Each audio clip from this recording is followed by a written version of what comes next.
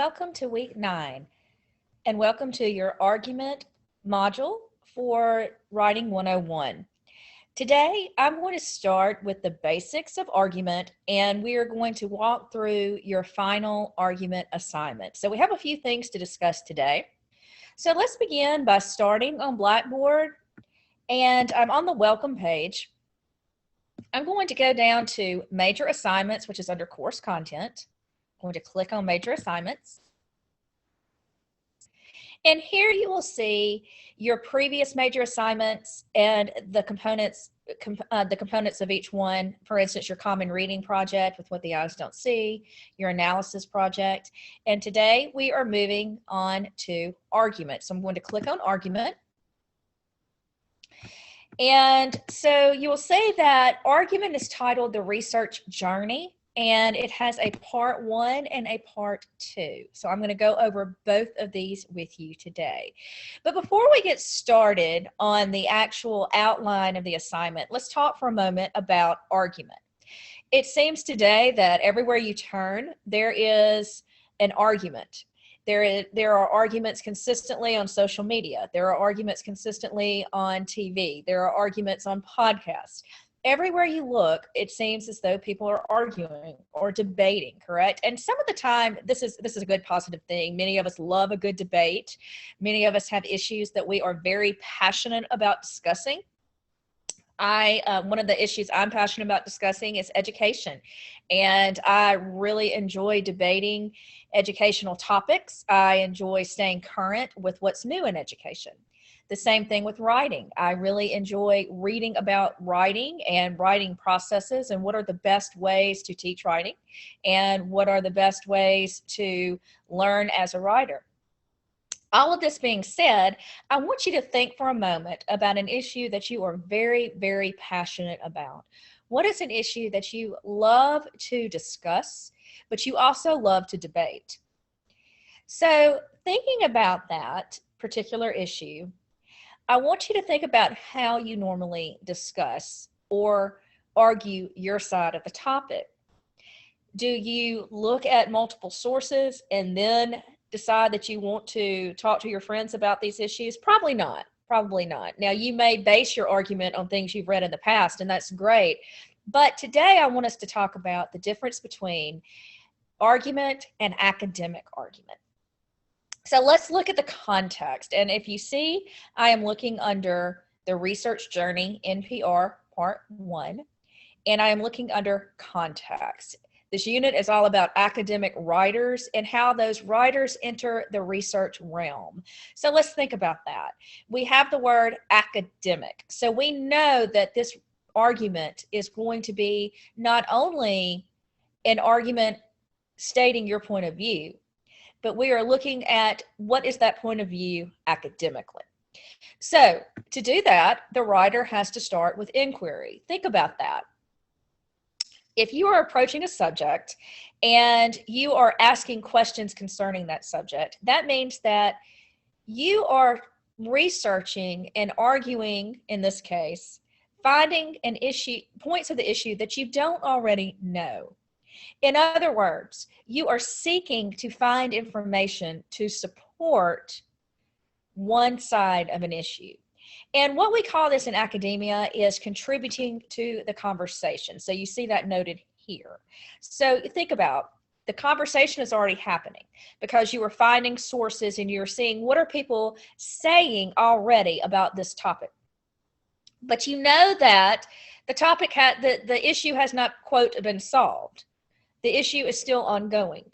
And what you are doing is you are adding to that conversation through a research-based argument. And that is what makes your argument academic. So one thing that I really enjoy about this project is you will be making a claim on an issue of your choosing. So that means that you are going to choose an issue that you will enjoy learning about, an issue that you are passionate about, an issue that you really want to explore and look at different sides of the argument. So you, in essence, learn more about the argument as you complete this project. I am very much looking forward to this because this tells me a lot about you and your interest. So keep that in mind as you are choosing your issue.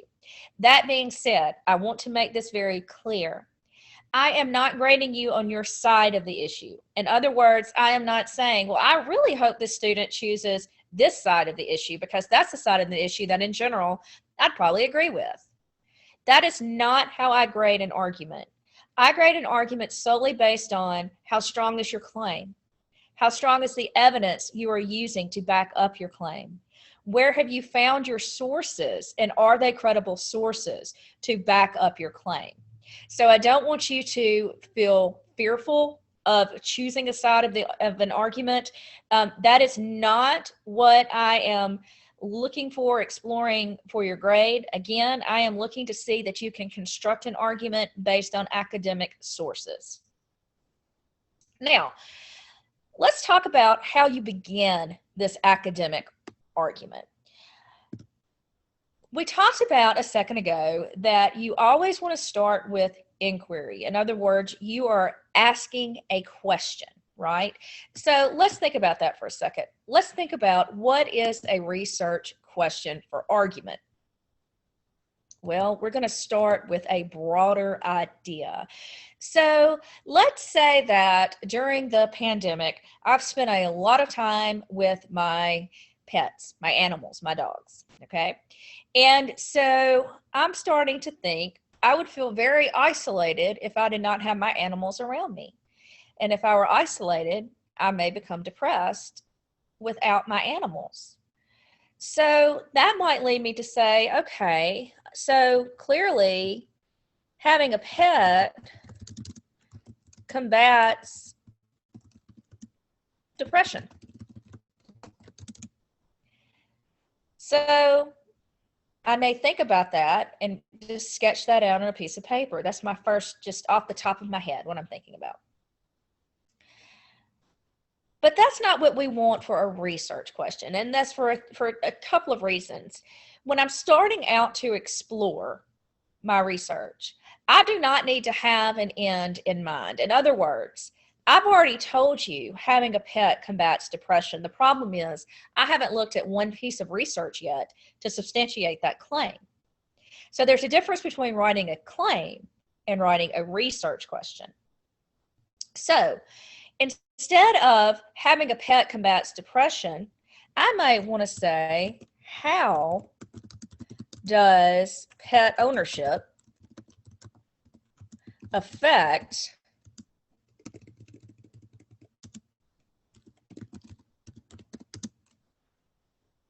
depression?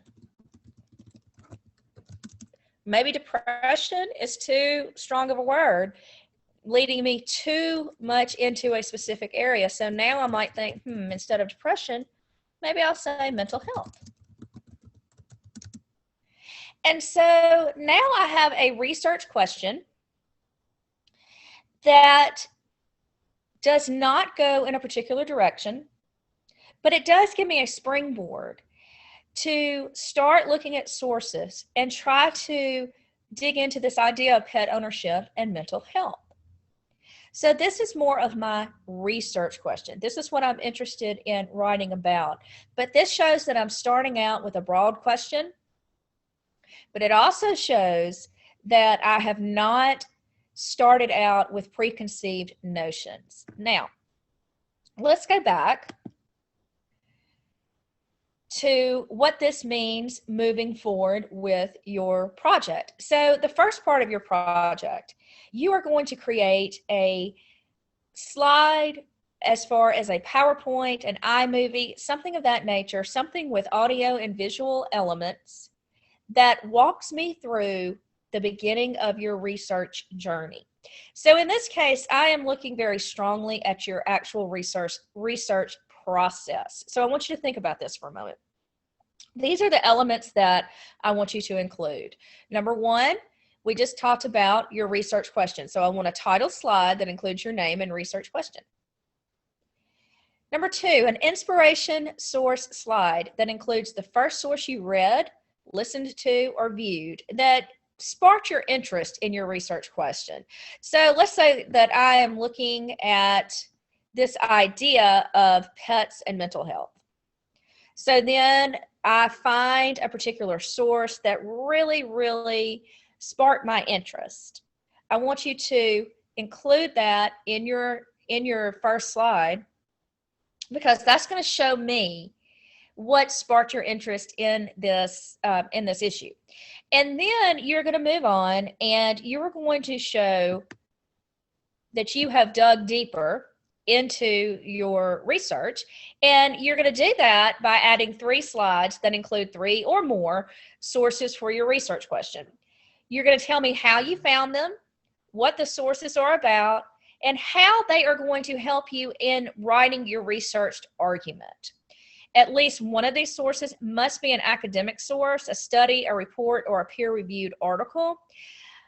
More information about a peer-reviewed article will be in another video, but I want to make certain that you understand a peer-reviewed source is an article that has gone through the process of other people in the field who have reviewed and said, yes, this is a credible source, this is credible research, this is an article that we say adds to the body of knowledge of our field scholar, and it contributes to scholarly work. So the next slide that I want you to think about is very important. It is what we are calling a roadblock slide. In other words, I want you to think about a source and find a source that's going to offer a different perspective than what you have started, than the perspective you have started writing about. Okay, so in other words, I want you to analyze the argument from all sides. And in order to do that, you have to acknowledge there is another side, there is another perspective. So I want you to look at a credible source that could add nuance to your research. This source, again, should be from the opposite perspective from which you are writing. Next, you are going to have a, quote, working claim slide that highlights what your claim is after the research is conducted. So in other words, after you have looked at this point, you will have looked at a minimum of 4 sources. And once you have completed reading this information, reflecting on this information, synthesizing this information, analyzing this information, what is your working claim? What credible sources have you found that have led you to believe something specific about your research question? For a claim to be strong, it needs to be debatable, defensible, and it needs to be compelling. So that being said, think about, what does it mean to be debatable? Well, obviously you need to have more than one side to the issue that you are choosing. In other words, it can't just be a fact.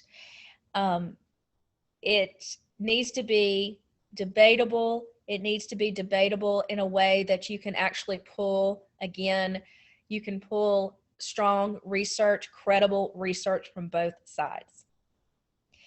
It needs to be defensible. The same idea applies. You need to be able to defend your side, your claim, with strong research. If you have a claim and all of the research counters your claim, it's not a credible claim. And it needs to be compelling. So it needs to be timely, it needs to be compelling, it needs to be interesting, it needs to be in your voice, and it needs to be credible. Again, I keep going back to the word credible. Finally, I want you to include a gaps in research slide that will highlight issues that you still want to research before you actually begin your paper. In other words, what areas have you yet to explore, but you know that you need to explore concerning your claim? So this is going to be a 6-slide PowerPoint, iMovie, etc. that you submit to me. I will grade your paper considering all of these ideas that we just discussed. What I am looking for is your ability to explore your research question and that you are critically thinking about your research process and how you are building your claim. This assignment is worth 5% of your final grade. In addition, the rough draft of this assignment is due on Monday, November the 2nd. The final is due Friday, November the 6th. Now we're going to move on to the researched argument part 2. So this is going to delve into what your actual final assignment for argument is going to look like. So we talked about for this unit, you are looking at an issue that you care about, that you're passionate about, and that is an inquiry-based project, but an inquiry-based project that you are supporting with credible research. So let's talk about what this means. How are we going to take what we just put on our slides and expand that to our final task? Well, again, I want you to think about, as you are choosing this issue, you want to make certain that you have chosen well. I spoke a moment ago about the issue being timely and relevant to you and your peers. I spoke about the fact that you need to have and you need to research multiple perspectives on the issue. I talked about the fact that you need to offer logical and credible evidence for your claim. And you also want to write to an academic audience who may or may not be familiar with the issue, but is interested in understanding the writer's claim and reasoning. So in other words, as I'm reading your paper, I am looking for an academic tone. And I am looking to see that you are able to express this idea to me both academically, but in a way that I can understand it without being an expert on the subject. So what do we have to do? What do we need to do to be able to come up with an argument paper or that is researched well, that demonstrates critical thinking, that demonstrates multiple viewpoints? Now let's think about that. The key is going to be reputable research. So I want you to think, how do I ensure that my research is reputable? Again, I'm going to walk you through on another video how to go through Google Scholar and how to use the University of Mississippi Library to find credible sources. In addition, you can use a reputable news source, etc. So I want you to think about the idea of credible, logical versus emotionally charged. If the language of the article is extremely emotionally charged and or clearly biased, you probably need to avoid that source. I also want you to look at what does the source represent? Does the source come from an area that is clearly going to be biased towards one side of the issue? If so, you need to remove yourself from that source and find a more scholarly source. At least 2 of your sources must be considered scholarly sources. You will type your research paper and you need to cite from each source. You are going to use a minimum of 5 sources. Your citation should follow MLA specifications for in-text citations, also for works cited. It is extremely vital that you have your in-text citations and your works cited page. Keep in mind that your final draft should be 1,200 words. You need to have a title. It needs to be typed in 12-point Times New Roman font, and it needs to be double spaced. Again, you can consult the OWL at Purdue for MLA formatting. It is an excellent source for formatting. The writing module on Blackboard also is using sources, and you may use that as an example to provide examples for you of what your final paper formatting should look like.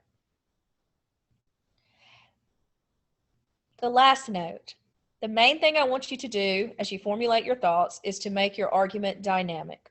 In other words, show me you're passionate about your argument. You want to address your other points of view, but you also want to refute those points of view in a clear and concise manner. Now, again, if you are too emotional about the topic, you may want to choose a different one. Make certain that you are able to research this idea, this issue objectively. So I would want to see a multifaceted argument that a reader will concede is researched and fair. So one way you can do that is put yourself in the shoes of the opposite party, someone with the opposite viewpoint, and read your paper as though you are having a completely opposite viewpoint from what you wrote. And in that case, what makes sense? Are you providing strong, credible sources? Are you logically laying out your argument to where even if someone on the other side is not completely persuaded, they at least have to take pause and listen and consider what you have to say? This assignment is 15% of your final grade. I also am providing a rubric online for specific assessment guidelines. I'm looking forward to your writing. I can't wait to read about these timely issues and to read your argument and to look at different points of view. Good luck, and I will be talking with you soon.